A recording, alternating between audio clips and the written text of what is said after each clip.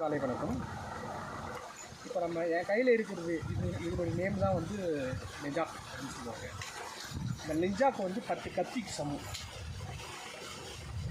ஏன்னா கத்தி வந்து பார்த்திங்கன்னா ஷார்ப்பாக அது இதுதான் போயிட்டு கிடக்கும். அந்த கட்டை வந்து பார்த்திங்கன்னா பட்டாக் மரத்தில் செஞ்ச கட்டை. இந்த கட்டை லைட்டாக வந்து பார்த்திங்கன்னா எங்கே பட்டாலும் அந்த இடம் வந்து பிளாக் ஆகிடும். ஃபார் எக்ஸாம்பிள் இந்த இடத்துல படுது அப்படின்னா டோட்டலாக வந்து பார்த்திங்கன்னா ட்ரெயின் வந்து டெஸ்ட்ராய்ட் ஆகிடும்.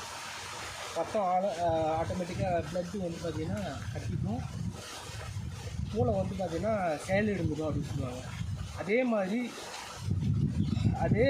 இந்த ஃபுட்டு வந்து பார்த்திங்கன்னா இந்த சைடில் படுது அப்படின்னா இந்த சைடில் இந்த இடத்துல படுது அப்படின்னா அவங்க கோமா ஸ்டேஜுக்கு போகிறதுக்கும் 100% வாய்ப்பு இருக்குது.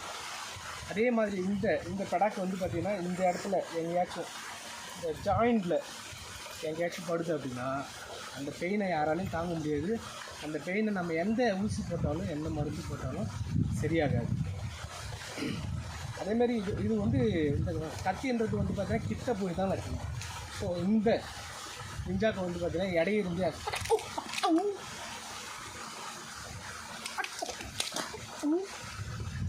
இடையிருந்தே அட்டாக் பண்ணலாம். அதே மாதிரி எத்தனை பேர் வந்தாலும்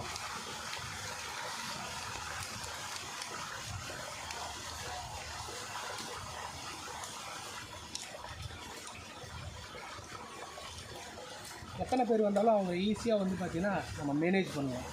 ஸோ அதுதான் இது வந்து 10 கத்திக்கு சமம். இது வந்து கரெக்டாக நம்ம உபயோகிக்கணும். தெரியாமல் எங்கேயாச்சும் நம்ம வந்து ஸ்வைப் பண்ண பார்த்து இந்த மாதிரி சொலுக்கும் போது எங்கேயாச்சும் வேறு இல்லாமல் நமக்கே வந்து பார்த்திங்கன்னா பிளாக் இங்கே ஏதாச்சும் பிரெயினில் சுற்றி வந்து இங்கே அடிக்கும். பிரெயினில் இப்படி சுற்றி வந்து இந்த மூஞ்சில் இங்கே போடும். ஸோ அந்த மாதிரி இருக்கக்கூடாது. இப்படி ரோல் பண்ண பார்த்திங்கன்னா பின்னாடியும் போய் அடிக்கக்கூடாது. ஸோ அதை வந்து பொறுமையாக ட்ரெயின் பண்ணணும். ட்ரைனிங் நீங்கள் தான் எடுத்துக்கணும். பொறுமையாக அது ப்ராப்பராக எடுத்துக்கணும். இதை கற்றுக்கிறதுக்கு மினிமம் வந்து பார்த்திங்கன்னா 1 இயர் ஆகும். Minimum 1 year. மேக்ஸிமம் க்ளீனாக கற்றுக்கணும் அப்படின்னா 3 இயர்ஸ் வந்து பார்த்திங்கன்னா இதை லேர்ன் பண்ணணும். கத்தியை விட மோசமான ஒரு ஆயுதம் இது இல்லைங்களா, நிஞ்சாக்கு இது. அதே மாதிரி எல்லாம் பிளாக் பண்ணலாம். ஃபார் எக்ஸாம்பிள் அடிச்சுட்டே இருக்கிறாங்க அப்படின்னா பிளாக் போட்டு லைட்டாக பண்ணால் உயிருக்கும் போயிடும். ஏதாச்சும் நம்ம வந்து பார்த்திங்கன்னா எங்கேயாச்சும் போகிறப்ப நம்மளை ஸ்டக்காக பண்ணணும் அப்படின்னா லைட்டாக பிளாக் பண்ணாலே இந்த தொண்டை ஆட்டோமேட்டிக்காக உடஞ்சிடும். ஆகிற ஸ்டேஜுக்கு போவாங்க.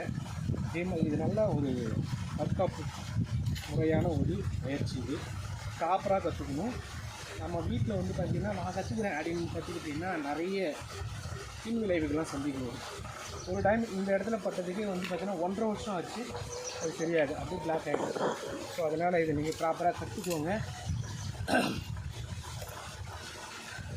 எப்படி கற்றுக்கணும் அப்படின்னா ஃபஸ்ட் ஸ்டெப் தான்.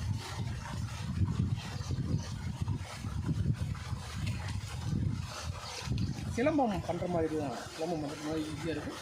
ஒரு சில இதில் குங்ஃபு டெக்னிக்லாம் கொஞ்சம் மிக்ஸ் பண்ணணும்.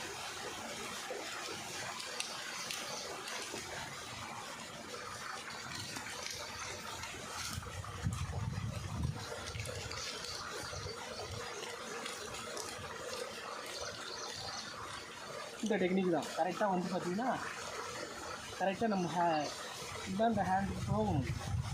அது ப்ராப்பராக வந்து நம்ம என்ன பண்ணணும் அப்படின்னா பயிற்சி பண்ணணும்.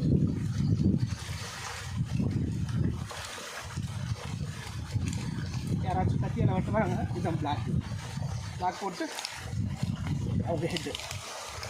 ஸோ அந்த மாதிரி நிறைய டெக்னிக் இருக்குது. இது நம்ம முறையாக பொறுமையாக இதுக்கு வந்து பார்த்திங்கன்னா கான்சன்ட்ரேஷன் வேணும். கான்சன்ட்ரேஷனாக பண்ணணும் அப்படின்னா இந்த கலையை நமக்கு ஈஸியாக வந்து பார்த்திங்கன்னா கற்றுக்கலாம். தேங்க்யூ.